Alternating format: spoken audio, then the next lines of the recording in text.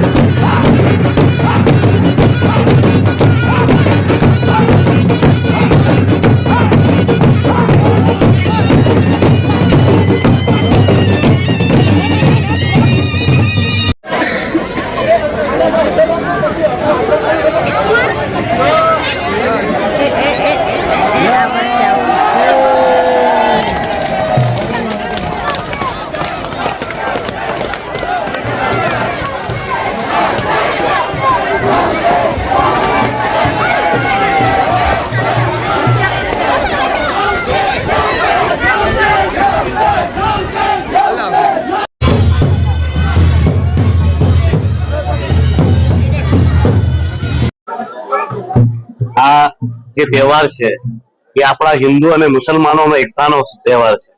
આ ભાઈચારો જે છે આપણો વર્ષોથી દમણ-દીવમાં ચાલતી આવેલો છે। આ દમણ એક ઇતિહાસ રહ્યો છે કે હમમાં વિશ્વાસ કરીએ છીએ, મેમાં કે હમાં નહીં।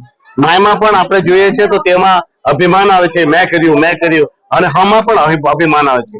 હ से हिंदू म से मुसलमान यानी हम बनकर हम जीते हैं हमारे दमन दीव में।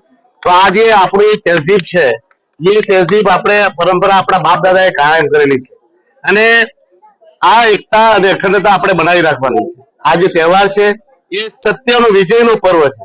તો આપને બધાને જ ખબર છે કે ઈરાકમાં જે કરબલા છે ત્યાં મોહમ્મદ પયગંબરજીના 72 જેટલા પરિવારે શહાદત આપી હતી અને શહાદતથી આ સત્યનો વિજય થયો હતો।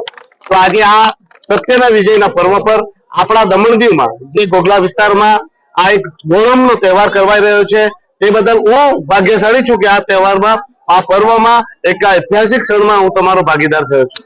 હું પરમાત્મા પરમેશ્વરને પ્રાર્થના કરીશ કે આ પર્વની લોકોને ખૂબ ખૂબ બધાઈ મળે, શુભકામનાઓ મળે અને ખૂબ જ એમને દુઆઓ મળે અને દરેકનો પરિવાર ખુશાલ બને।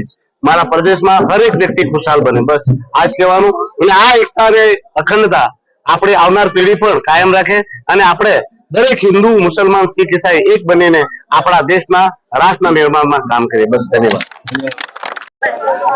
અમારા જે માનનીય શ્રી ઉમેશભાઈ પટેલ જે અમારા મોહરમના તહેવારમાં આવેલા તેના માટે પણ એને ખૂબ ખૂબ આભાર માનું છું અને અમારા તરફથી બધાને મોહરમ તહેવારની બધાને શુભકામના. આજથી હું બધાને મારા તરફથી બધીને શુભકામના કહું છું. પટેલ.